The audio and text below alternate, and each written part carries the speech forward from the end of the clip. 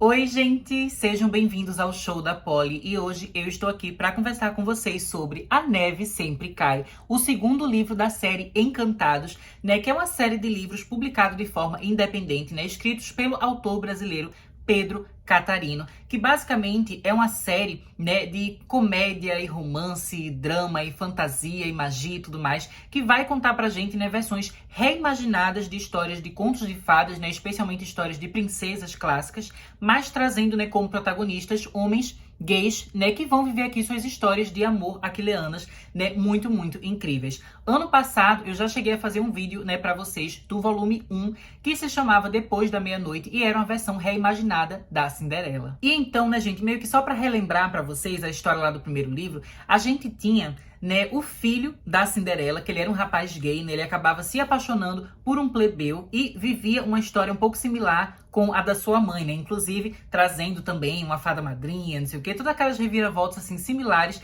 à estrutura da história da Cinderela, mas quem estava vivendo tudo isso dessa vez era o filho da própria Cinderela. Já aqui, nesse novo livro, a gente vai ter uma história que ela é inspirada no conto da Branca de Neve, mas que diferente daquilo que a gente viu no primeiro livro, aqui a gente não vai ter o filho da Branca de Neve, O protagonista, ele é como se fosse a própria Branca de Neve, Então é basicamente a história dela reimaginada, trazendo esse menino, como protagonista. Então aqui a gente vai ver, que o pai e a mãe deles, o rei e a rainha, eles tinham aquele sonho de ter um bebezinho, E a mãe, ela sonhava em ter uma criança que fosse ter um sorriso, branco como a neve. Então aquela coisa bem clássica da Branca de Neve, Ela acaba conseguindo ter esse bebezinho, que é o nosso protagonista, gente? O nome dele é Edur, Inclusive, gente, esse nome é uma coisa que às vezes eu ficava rindo quando eu lia, porque toda vez na minha cabeça eu queria chamar ele de Edu, mas não é Edu. É Edur, porque o nome dele tem acento no E e também tem um R no final, Então é Edur e não Edu.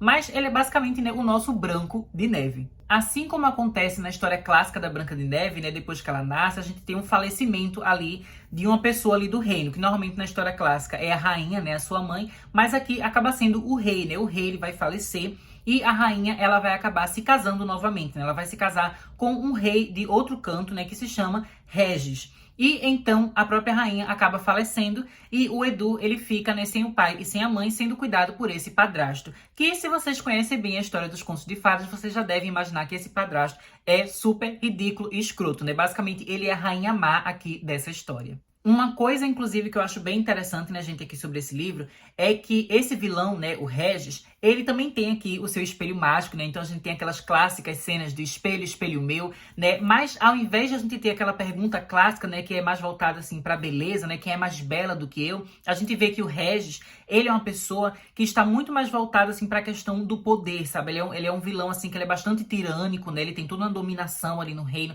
que ele é super horrível, tá todo mundo sofrendo, sabe? Ele é super injusto, super violento. Então a pergunta que ele faz pro espelho sempre é: quem é mais poderoso do que eu, Quem seria mais poderoso do que eu? Então, eu achei que essa foi uma troca, que fez muito sentido. Eu achei que foi muito legal. E eu achei que também foi uma troca, assim, que faz sentido com a mudança do gênero do protagonista, Porque quando a gente coloca aqui, duas mulheres uma contra a outra, faz sentido que um conto de fadas, que normalmente eles refletem problemáticas da sociedade, eles tenham feito uma coisa que era mais voltada para aquela rivalidade feminina e a questão, de beleza e da forma como as sociedades eles viam o valor da mulher, Então tem todo um questionamento, assim, uma reflexão, uma filosofia por trás das coisas que a gente vê nos contos de fadas clássicos. Mas aqui, como a gente tá falando, sobre duas pessoas que são do gênero masculino, então basicamente a gente tem dois homens. E a gente sabe, que quando a gente fala de homens, normalmente os conflitos eles costumam ser muito mais voltados para uma questão de poder, de domínio, E esse basicamente é o que o Regis, o vilão, ele quer.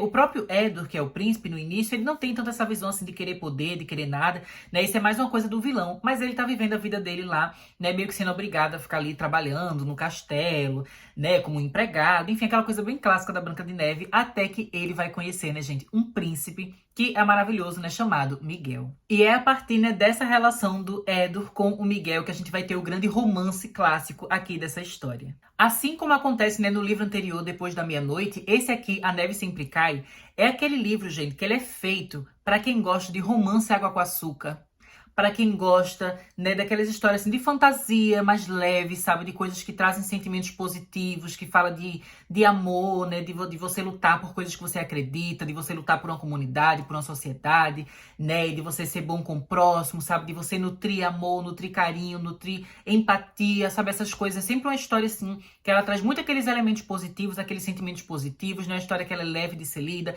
ela é rapidinha, ela é tranquila, né? Então todo aquele sentimento, todo aquele objetivo que a gente já sentia que o Pedro Catarino, ele tinha com Depois da Meia-Noite, isso também se repete aqui, né? Então é legal que ela é uma série que ela fica muito concisa, né, de um volume para o outro. Você entende assim que a missão e a visão do autor continua sendo a mesma, né? Então acho que muita gente que gostou do primeiro livro vai gostar desse segundo também. Mas eu devo confessar para vocês que existem algumas diferenças, né? E tem duas diferenças específicas que eu queria comentar aqui que eu acho que vocês vão achar bem interessante. A primeira coisa que eu queria apontar, né, que foi uma diferença do primeiro para o segundo livro, é que nesse aqui a gente vê que tem muito mais coisas voltadas assim para magia, para feitiço, para ação, para tiro, porrada e bomba e coisas do tipo, né? E eu acho que isso é algo que faz muito sentido quando a gente para pensar nos contos originais que inspiraram cada história. Porque o conto da Cinderela, se vocês repararem, né, costuma ser um conto assim mais realista, mais pé no chão. Óbvio que ainda é uma coisa de fantasia, enfim, é uma alegoria, a gente sabe que contos de fadas são assim, mas é uma história,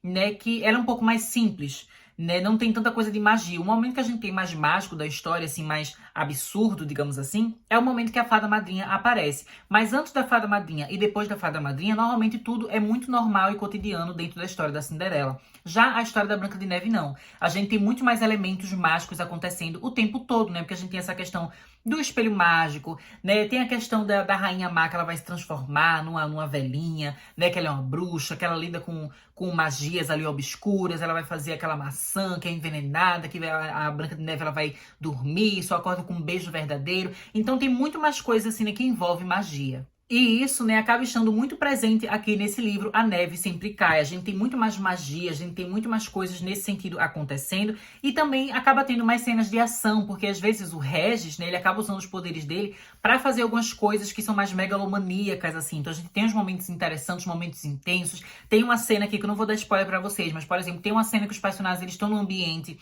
né, que está pegando fogo, está prestes a explodir, todo mundo pode morrer. Então a gente tem uma coisa assim que ela é mais agitada, mais movimentada, né? Aqui a gente tem cenas de batalha, de luta de espada, que isso era uma coisa que a gente não tinha tanto, né, lá no outro livro. Então eu achei que isso foi bem interessante para quem gosta de ação, né? Esse livro aqui vai acabar entregando bem mais do que o primeiro. Um outro aspecto, né, que eu senti que esse livro aqui, ele tem mais do que o anterior, é a questão, assim, do lado mais sensual, né, a questão da sensualidade. Porque no primeiro livro, Depois da Meia-Noite, a gente meio que já tinha um pouco disso, né, a gente já tinha uma cena ali íntima entre os personagens, mas de modo geral, eu acho que essa parte, né, sensual, ela era um pouco mais sutil lá no primeiro livro.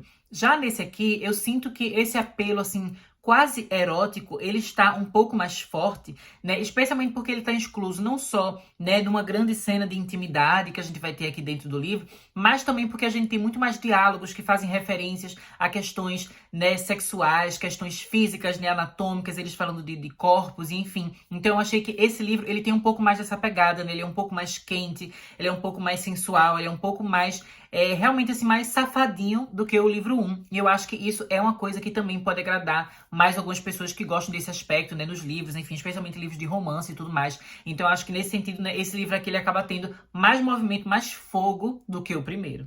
Mas apesar disso, né, gente, também tem duas diferenças aqui, duas coisas que eu queria fazer em comparação com o primeiro livro, que eu achei que o primeiro livro foi melhor, né? Em primeiro, gente, eu acho que a prosa do primeiro livro, ela é um pouco, assim, mais sólida, sabe? Eu acho que ela é um pouco mais certeira, ela é um pouco mais, assim, que toca no ponto certinho, sabe? Eu não sei explicar assim tão bem, mas é como se o primeiro livro, eu sinto que ele tem aquela escrita que ela é mais concisa, né? Que ela tá, assim, mais bem executada. Nesse segundo livro, eu senti, né, que tem alguns momentos que não estavam tão sólidos assim quanto o que eu senti no primeiro livro, né? E em relação, não tanto à narrativa, mas também em relação, né, à gramática e à digitação e enfim, eu também senti, né, que esse livro, esse segundo, né, ele possuía algumas coisas assim, alguns errinhos bem simples, tipo algumas palavras repetidas, algumas palavras que estavam fora do lugar, algum errinho de digitação. Então eu senti que a revisão do texto, né, a parte de gramática, né, do dicionário mesmo, do uso das palavras,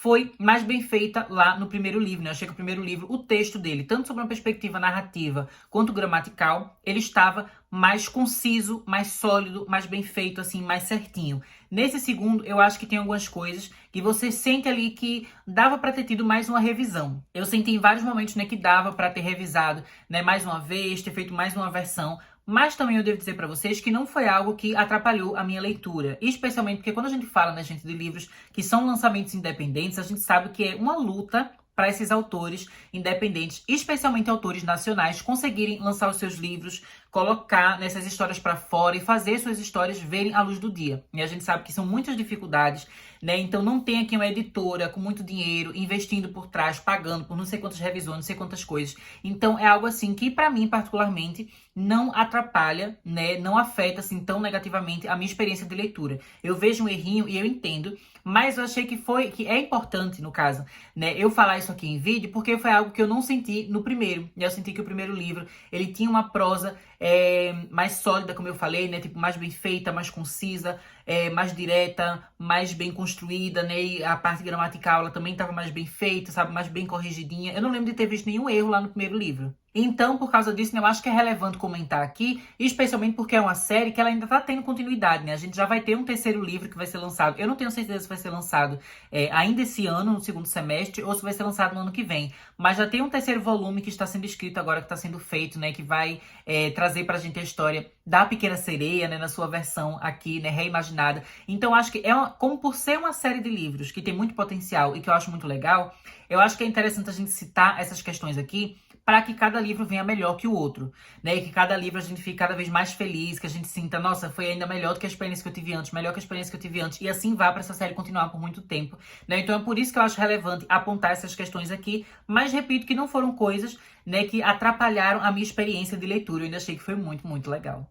E continuando, né, a gente a falar sobre essa parte assim que eu achei legal do livro, que eu gostei, né? Eu queria citar também que tem uma questão que aconteceu no primeiro livro, que eu cheguei a comentar no meu vídeo também, que era como a história que o Pedro Catarino faz, ela é original, ela é nova, ela é uma história dele, mas que ela vai ter vários elementos de diversas versões diferentes daquele conto de fada. Então, no filme da Cinderela, a gente tinha o próprio conto da Cinderela, mas a gente tinha elementos, né, da animação da Disney, do live action da Disney, daquele live action da Amazon Prime, né, e de diversas versões da Cinderela, meio que sendo misturadas, né, num caldeirão, assim, e o Pedro Catarino vindo com a sua própria versão, que tinha elementos, assim, de um pouco de tudo.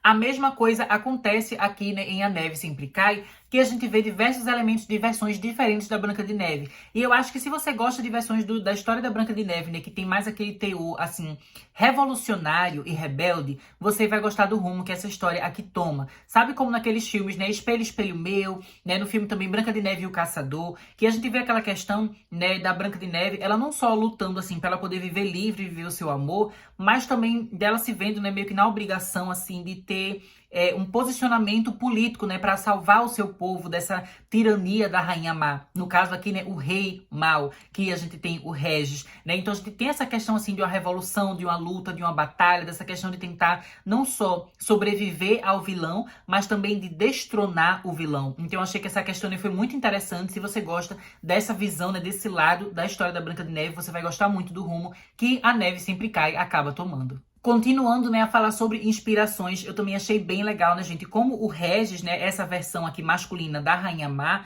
é inspirada não só na personagem da Rainha Má em suas várias versões, mas também tem alguns elementos do Rei Magnífico lá do filme Wish da Disney, né, o novo lançamento da Disney. E eu achei isso muito incrível, especialmente, né, porque o Pedro Catarino, a gente vê que ele é muito fã da Disney. Tanto é que ele se inspirou pelo Rei Magnífico antes mesmo dele assistir Wish, né? Porque o Wish, gente, pra quem não sabe, o filme novo da Disney lançou agora em janeiro no Brasil, né? Então lançou, faz pouco tempo que lançou no Brasil. E esse livro também foi lançado em janeiro, né? Então quando esse livro foi lançado, já tinha sido escrito, o Wish não tinha nem sido lançado no Brasil ainda. Eu lembro que eu assisti o Wish aqui no Canadá ano passado, né, que ele foi lançado em novembro, né, mas no Brasil não tinha saído, e ainda assim, só pelo Pedro ele ser super fã da Disney, de contos de fadas, de magia, fantasia e tudo mais, eu acredito, né, que ele já tá sempre interagindo, sempre pesquisando, sempre vendo, acompanhando o trailer, acompanhando notícia. Então a gente vê que é muito aquela coisa assim de fã pra fã, sabe? Então mesmo antes de ver um filme, ele já tinha tanto conhecimento sobre o filme, tanta bagagem, que ele foi capaz de se inspirar antes mesmo de assistir a obra completa. E eu achei muito legal esse resultado, né, de como o Regis ficou. Outra coisa que eu preciso dizer também, né, é que eu gostei bastante de como ele reimaginou a figura, né, dos 7 anões. Porque os 7 anões, né, gente, basicamente tem se tornado, assim, um elemento meio polêmico dessa história da Branca de Neve, né? Porque muita gente começou a se questionar como isso pode ser visto como uma forma de preconceito, né, para com pessoas com nanismo, né, que talvez não seja uma coisa tão legal de você colocar, né, anões, como se eles fossem essa coisa, assim, mitológica, fantasiosa. Algumas pessoas refletem, né, tanto sobre contos de fadas, quanto também elas chegam a falar de algumas coisas um pouco mais modernas, ainda antigas, mas mais modernas que contos de fadas, né, como, por exemplo, as histórias do Tolkien, né, até as histórias das Crônicas de Nárnia, que a gente também tem essas figuras dos anões dentro de um contexto de fantasia, né, e as pessoas têm refletido muito sobre isso, né, como isso afeta as pessoas com nanismo, né, se isso é preconceituoso ou não, se isso está certo ou não, como mudar isso ou não, né, e eu achei que o Pedro Catarino, ele acabou arranjando uma solução muito criativa e interessante para lidar com essa questão. Então, né, por causa disso, ao invés de a gente ter aqui a figura, de fato, dos 7 anões, o que a gente vai ter, inspirados neles, são os 7 órfãos, né? Então tem 7 crianças aqui, um grupo de crianças, né, que vai acabar tendo uma relação muito interessante com o Edward, né, que ele vai acabar sendo quase que uma mistura de irmão mais velho com figura paterna, com uma coisa assim, sabe? É uma relação muito legal que eles têm entre eles, né, e que eles têm, assim, uma vida muito difícil por causa da tirania do Regis, né, ali de como ele tá dominando o reino, de como ele é violento e tudo mais. Então essas crianças, como elas são todas órfãs, elas não têm família, elas não têm comida, elas precisam roubar para se alimentar, né, precisam fazer algumas coisas assim meio ilegais, então elas são caçadas ali naquele reino. E foi toda uma dinâmica muito interessante, né, ver o Edward começando a cuidar dessas crianças, ajudar essas crianças, e essas crianças também lutarem pelo Edward, né, cuidarem dele, darem um lugar para ele morar por um tempo, né, enfim. Então a relação deles foi muito legal. Eu também gostei que o Miguel, né, que é o par romântico aqui do Edward, ele também acaba tendo uma relação legal com essas crianças, né, então eles dois acabam ali meio que liderando essas crianças dentro desse conflito, dessa batalha que vai ser criada aqui para conseguir tirar o Regis do reino,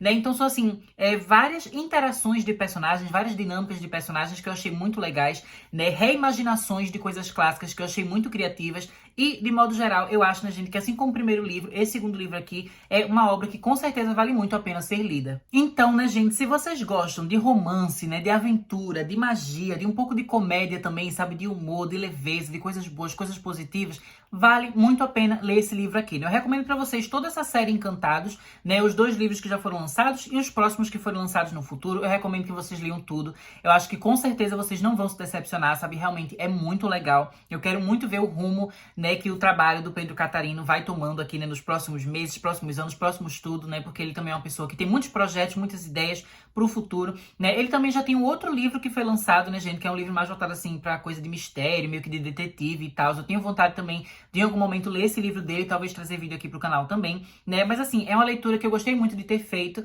né, inclusive porque eu tinha feito, gente, é uma promessa pra mim que eu queria ler 3 livros por mês nesse ano de 2024, né, e eu acabei superando a minha meta. Eu terminei o mês de janeiro tendo lido, né, 4 livros. Então eu fiquei super feliz que eu consegui superar, né? 4 livros não é tanta coisa assim, eu sei que tem gente que lê muito mais, mas pra mim foi importante, né? Porque nos últimos anos eu tava tendo uma relação meio complicada com a leitura. Desde a pandemia, na verdade, eu tava ficando assim meio ansiosa na hora de ler, eu não conseguia me concentrar. Mas nesse ano de 2024, né, tudo tá rolando super bem, tô conseguindo ler, tô adorando minhas leituras. E basicamente é isso, né? Eu espero que vocês tenham gostado desse vídeo. Deixo vocês por aqui. Até mais!